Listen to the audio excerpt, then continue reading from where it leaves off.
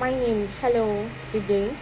My name is Favor Sita John, with state code FC19C4244. Today I'll be talking on leadership sources and power. So my first assessment question is, how good am I?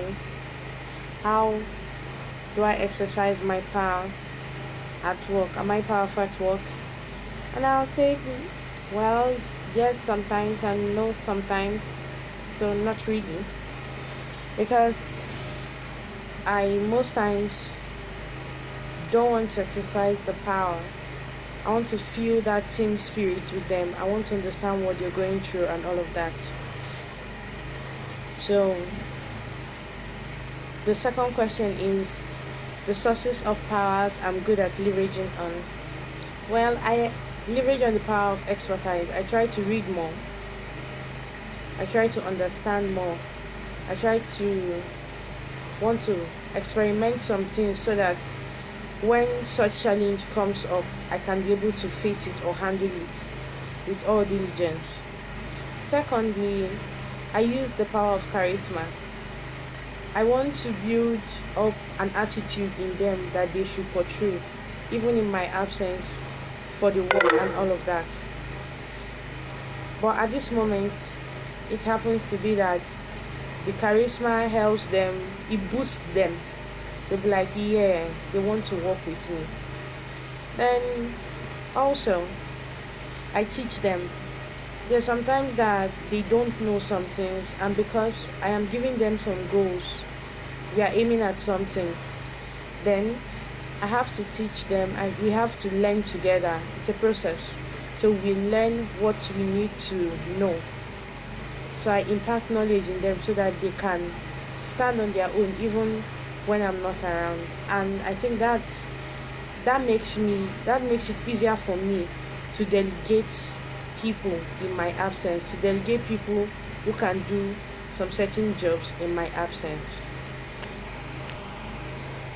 So most of the times I find myself being generous with information.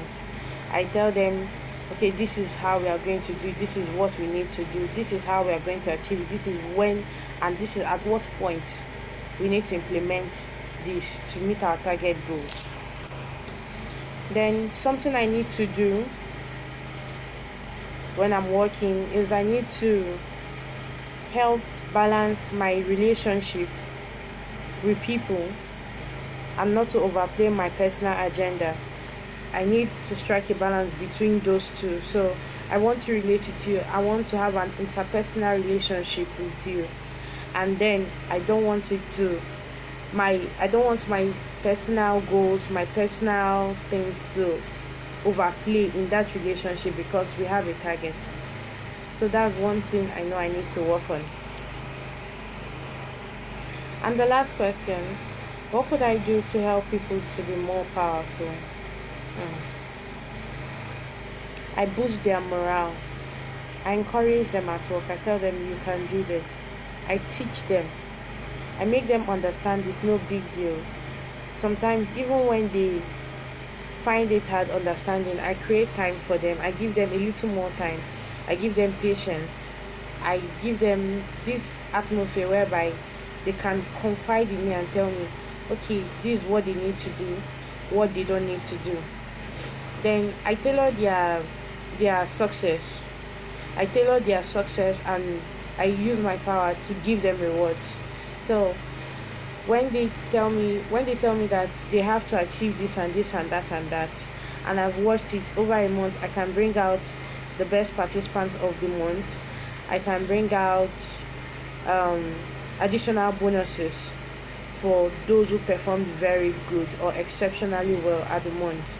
And then I can delegate duties. Now delegating duties makes them entangle with me because they want not to fail me, so they want to meet up to that target. So because I'm putting this on him now or putting this on her now, it makes her or him to be able to, like, they want to stand up on their feet and try to do something for themselves even without my absence.